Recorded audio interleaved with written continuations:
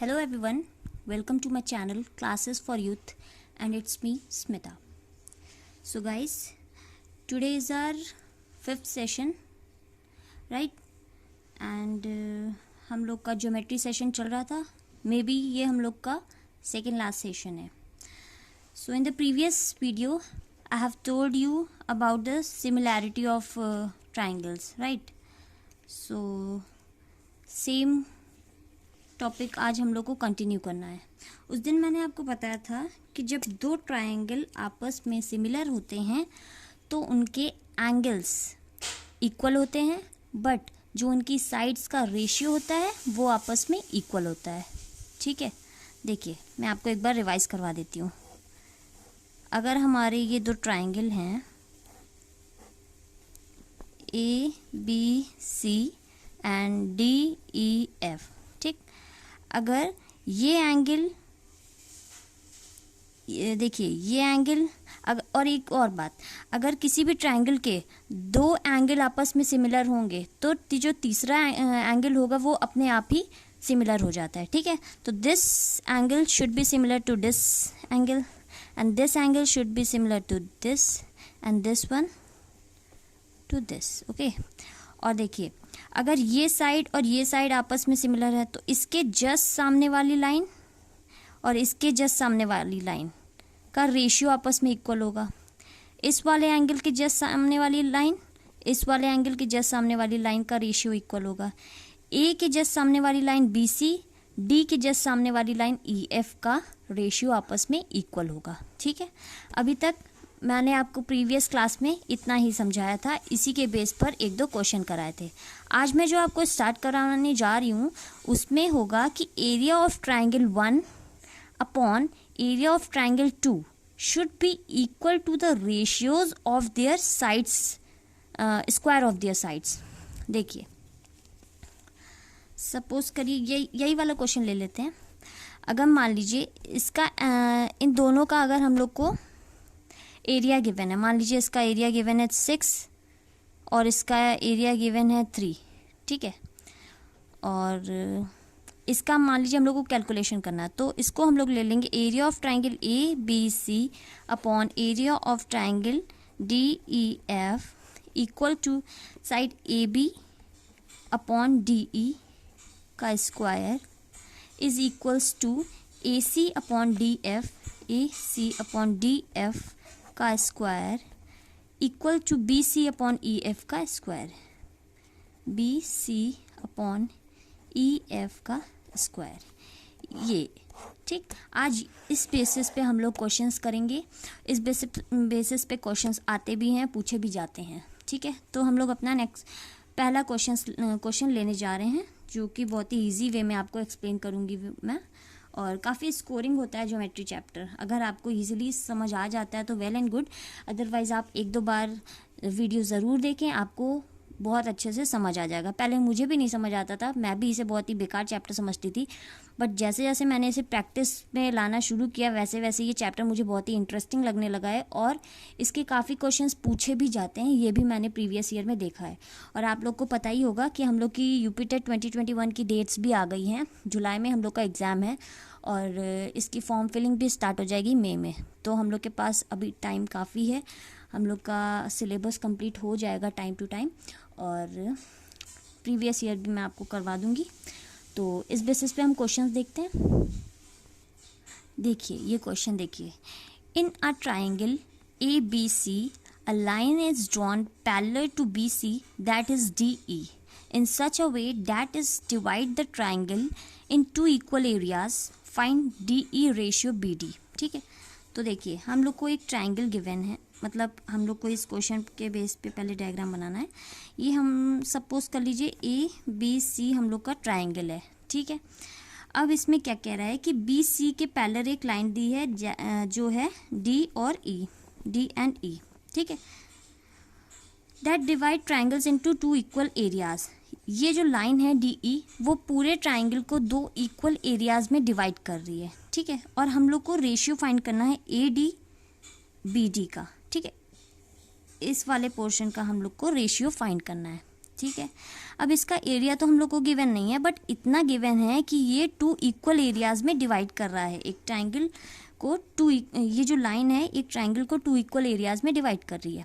मान लीजिए पूरा अगर ट्राइंगल हम लोग लेते हैं ABC 10, तो ADE हो जाएगा 5, क्योंकि 2 इक्वल एरिया बोला गया है, ठीक है। अगर ABC अगर 2x है, ठीक है, अगर 2x है तो ये वाला कितना हो जाएगा, x हो जाएगा, ठीक है। अगर पूरा ट्राइंगल लें हम लोग तो होगा 2x, और छोटा वाला लें तो x, ठीक है। तो देखिए दोनों हाफ हाफ में डिवाइड हो रहे हैं, 2 इक्वल पार्ट्स, तो मान लीजिए ये भी x है, ये भी x है, ठीक है। और हम लोग को फाइंड करना है AD ratio B and D, okay. So देखिए अगर इसके सिमिलैरिटी बेस पे हम लोग क्वेश्चन करें, और इसमें ये भी देख लीजिएगा ट्राइंगल, देखिए triangle ADE similar to ABC कैसे होगा, देखिए मैं आपको बताती हूँ। ये लाइन पैरेलल है और ये इसकी ट्रांसवर्सल लाइन है, that means they are corresponding angles, मतलब angle D equals to angle B। In the same way angle D equals to angle C because they are also corresponding angles, okay. In this way triangle ADE is similar to triangle ABC, ठीक है। तो देखिए अगर आपको problem हो रही तो आप ट्राइंगल्स को तोड़ भी सकते हैं। इसमें सिमिलैरिटी में ट्राइंगल्स की साइज़ को नहीं देखा जाता है, ठीक है। ये बड़ा वाला ABC ट्राइंगल है, ये छोटा वाला ADE ट्राइंगल है। अब देखिए D ट्राइंगल, जो एंगल D था वो एंगल B के इक्वल था, एंगल D B के इक्वल था, एंगल E C के इक्वल था, ठीक। और थर्ड वाला ट्राइंगल मैंने बताया था जब 2 ट्राइंगल आपस में सिमिलर हैं तो तीसरा अपने आप ही सिमिलर हो जाएगा, ठीक है। तो अब हम लोग देखिए triangle area of triangle ABC अगर देखें, ABC पूरे का अगर ट्राइंगल का एरिया देखेंगे तो x प्लस एक्स 2x होता है, दैट मीन्स ये 2x है इसका पूरा एरिया। और ADE देखें तो सिर्फ x है, that means it is x, ठीक। तो यहाँ पे अगर हम लोग लिखें area of triangle ABC upon area of triangle ADE equals to ABC। अब हम लोग को सिर्फ इधर वाली साइड्स निकालनी है, AD अपॉन DB, ठीक है। तो देखिए इधर वाली ही साइड्स लेकर चलेंगे, ABC बोला है तो AB, जो ट्राइंगल पहले लिया है वही ट्राइंगल की वैल्यूज भी पहले लेंगे, AB अपॉन AD सॉरी का होल स्क्वायर हो जाएगा, equals to AC upon AE का square equals to BC upon DE का स्क्वायर, ओके। तो देखिए अब हम लोग को देखिए एरिया ऑफ ट्राइंगल ABC हम लोग के गिवन है व्हाट 2x, और ADE गिवन है x। AB की वैल्यू क्या होगी, अगर AB पूरा देखें, AB is equals to AD plus DB लिख सकते हैं हम लोग, AB is equals to AD plus DB upon AD ऐसे ही रहेगा, इसका होल स्क्वायर। आगे का लिखने की कोई ज़रूरत नहीं है क्योंकि वैल्यूज़ हम लोग को सिर्फ इधर AD और DB की फाइंड करनी है, ओके। सो देखिए अब देखिए 2x upon x equals to AD upon AD लिख सकते हैं हम लोग, प्लस DB अपॉन AD का whole square, okay. x cancel हो जाएगा, AD कैंसिल होके 1 बचा, फिर 2 ऐसे ही रहेगा equals to 1 plus DB upon AD का होल स्क्वायर, ओके। तो देखिए अभी ओफो आई एम सॉरी गाइस, थोड़ा डिस्टर्बेंस हो गया है यहाँ पे।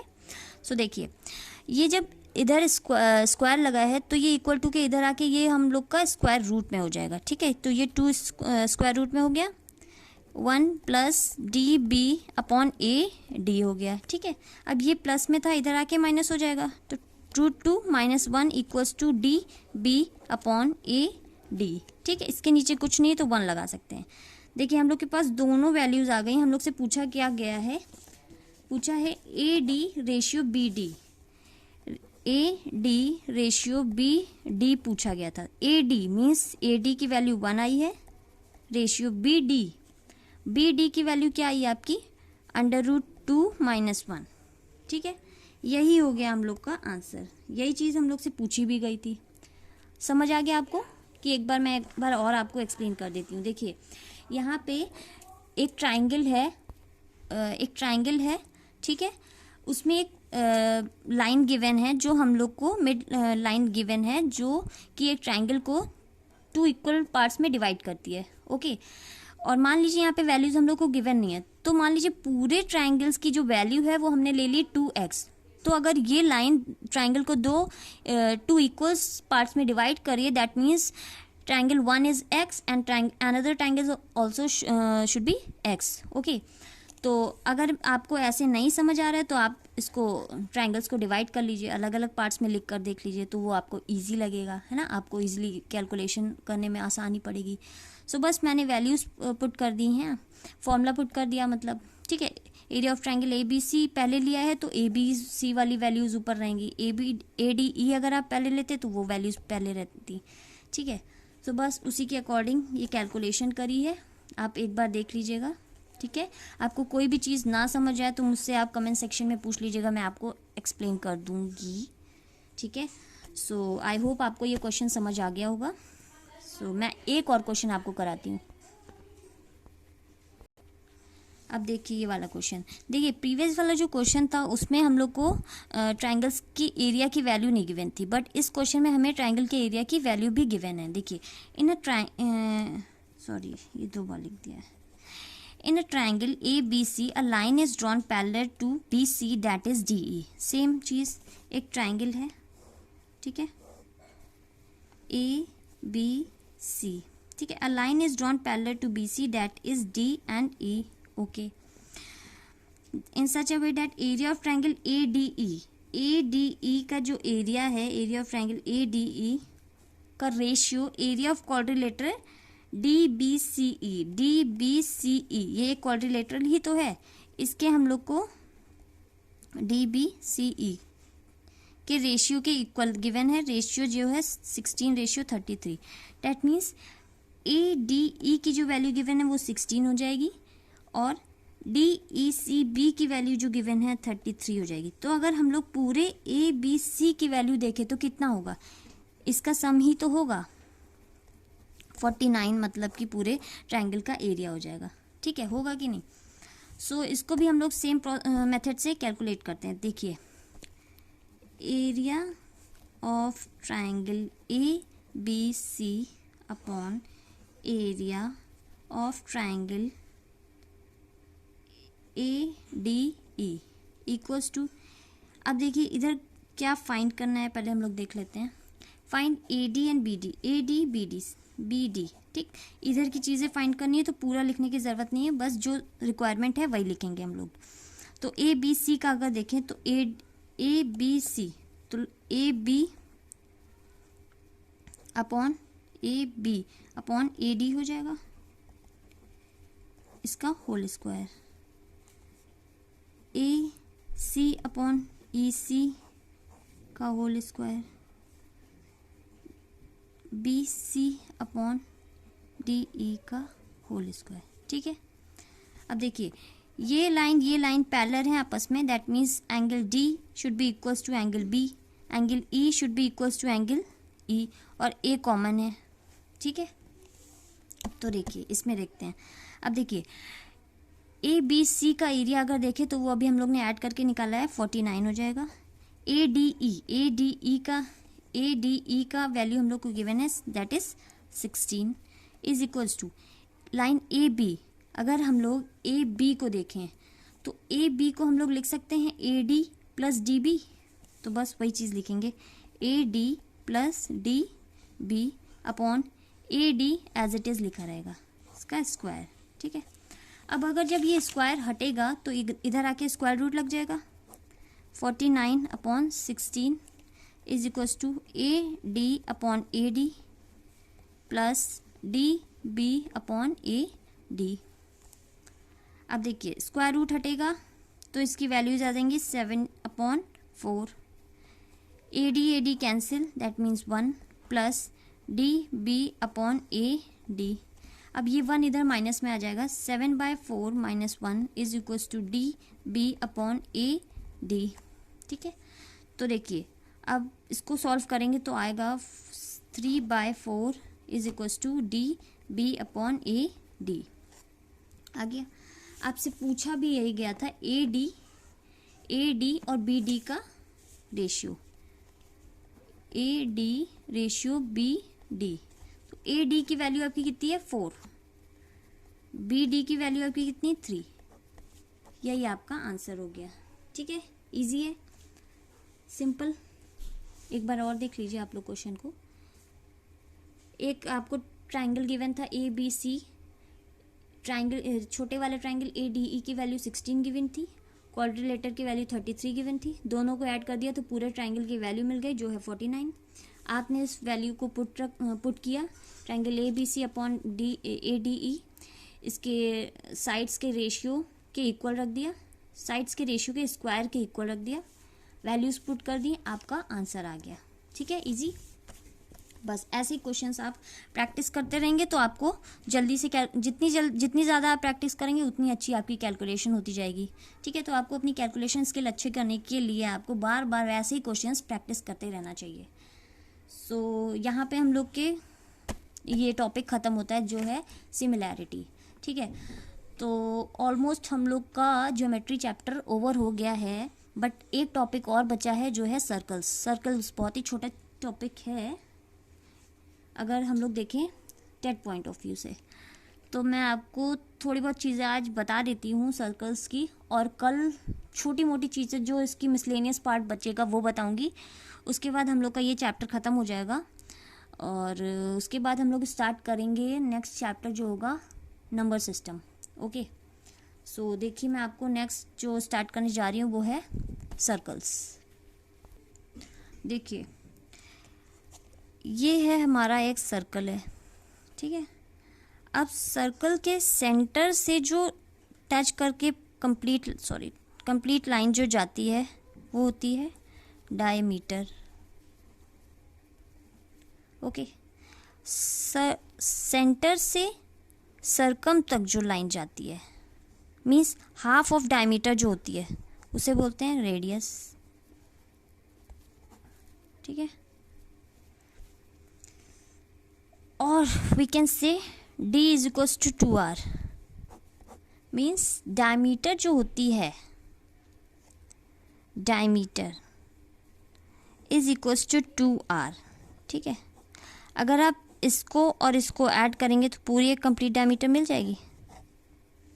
ठीक है, तो you can say radius is half of diameter also, radius is half of diameter.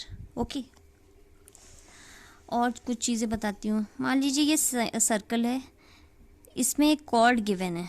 ठीक है, और ये कॉर्ड सेंटर से इस कॉर्ड तक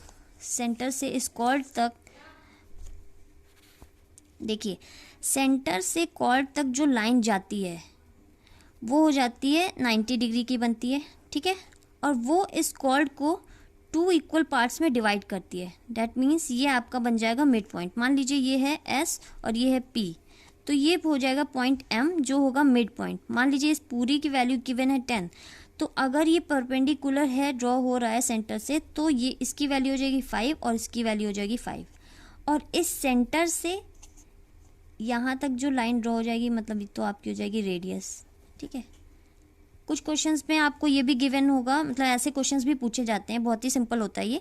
मान लीजिए आपको ये इधर ये बेस गिवन है, रेडियस भी आपको कुछ गिवन होगी, तो परपेंडिकुलर फाइंड करना होगा। ठीक है, तो ये आप पाइथागोरस थ्योरम से फाइंड कर सकते हैं। तो इसी बेसिस पे और एक क्वेश्चन मैं आपको बता देती हूँ।